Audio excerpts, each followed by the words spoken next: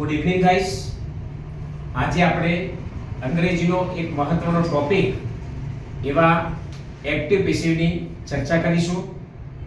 Active passive જેને ગુજરાતીમાં કર્તાની કર્મની રચના કહેવાય છે.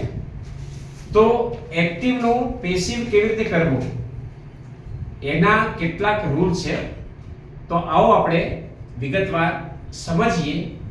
અહીં બધા ધ્યાન આપજો કે આ વાક્ય છે, Shreya writes a letter every day. તો સૌપ્રથમ મિત્રો આ વાક્યમાંથી આપણે કર્તાપદ, ક્રિયાપદ, કર્મ અને અન્ય શબ્દોને ઓળખી લઈશું. ત્યારબાદ આપેલું જે વાક્ય છે એનો ટેન્સ નક્કી કરવાનો છે અને એનો ટેન્સ એટલે કે કાળ, અને એ જે ટેન્સનું અહીંયા વાક્ય હોય એ ટેન્સનો પેસિવનું સૂત્ર મૂકીને આપણે એનું પેસિવ કરવાનું. યાદ રાખો કે જ્યારે તમે પેસિવ રચના બનાવો છો ત્યારે આપેલા ક્રિયાપદનું ભૂત કૃદંત એટલે કે પાસ્ટ પાર્ટિસિપલ કરવું પડે છે.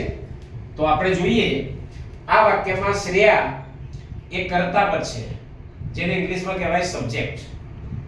રાઇટ્સ એ ક્રિયાપદ છે જેને કહેવાય છે વર્બ, અને એ વર્બના પછી અ લેટર એ કર્મ છે જેને ઇંગ્લિશમાં કહેવાય છે સબ્જેક્ટ, અને છેલ્લે જે એક્સ્ટ્રા વર્ડ્સ એટલે કે એવરીડે એ અન્ય શબ્દો છે.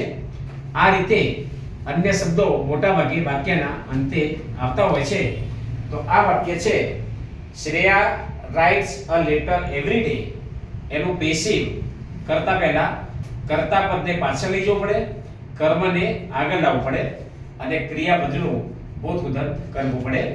તો આ વાક્યનું પેસિવ આ રીતે થશે: a letter is written by Shreya every day. A letter is written by Shreya every day. હવે વિગતવાર આપણે આવતીકાલે જોઈશું.